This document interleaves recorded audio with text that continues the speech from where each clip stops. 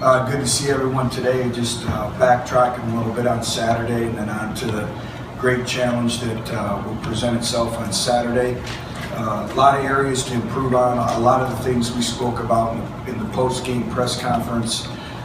Nothing's changed that way. Was really proud of our players.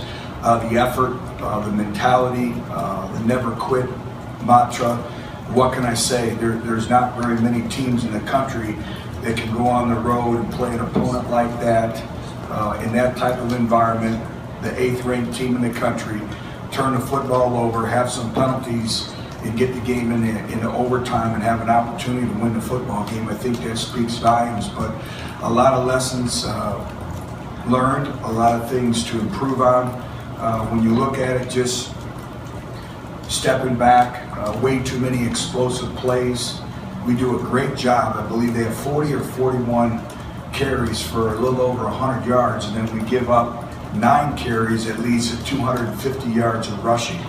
And missed tackles, some misfits and gaps, not getting off blocks, and those are things with Alabama coming in here that we have to make sure we improve and we get corrected immediately. And then, been very outspoken about it, and everyone in our program understands it, is you can't turn the football over. And again, 7 turnovers, you're not going to win very many football games, but I think the magnitude you have,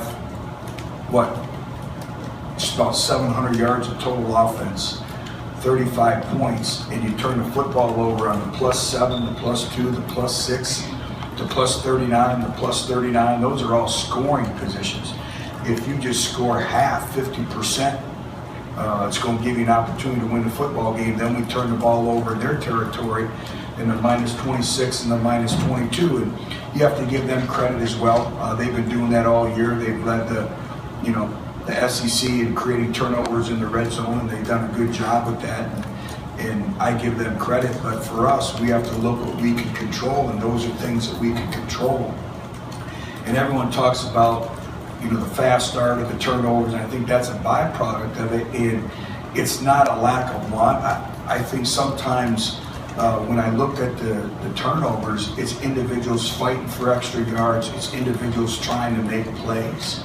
And sometimes that's going to happen with the style of play and the effort, but we do have to work to get it corrected, and I can promise you that we'll continue to work and do our due diligence on that end of it. Before, the challenges present itself, this will be the 4th straight game against a ranked opponent and 2nd straight game versus a top 10 football team. And, I was doing a bunch of national media interviews today, and we were talking about it.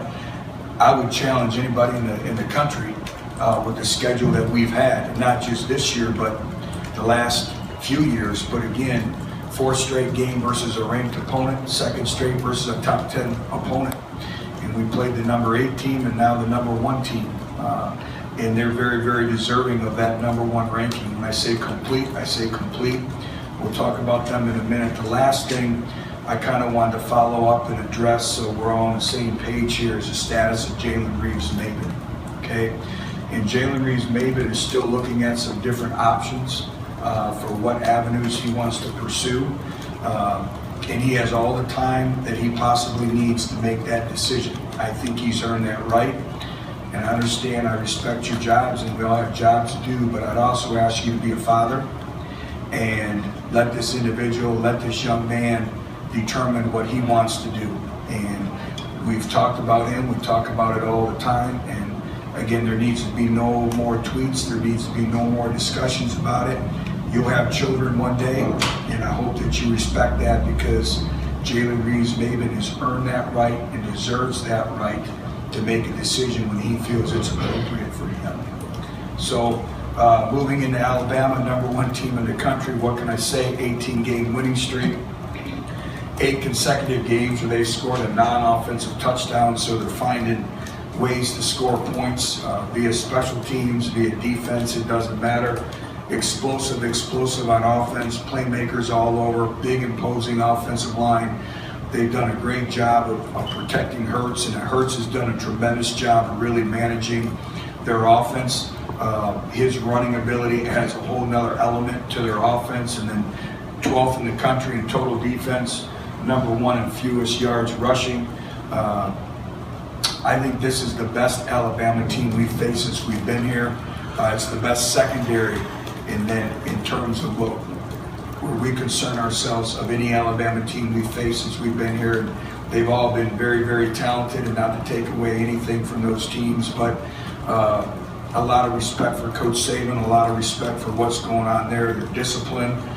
They bring it every game, and their program, every game is important because everywhere they go, they're Alabama. And that's something that we talk to our players now where we're in, is we've created a reputation for ourselves now. And everyone respects Tennessee and our football program and our players. And that's a great responsibility to play your best week in and week out. Not everyone can do that. It takes its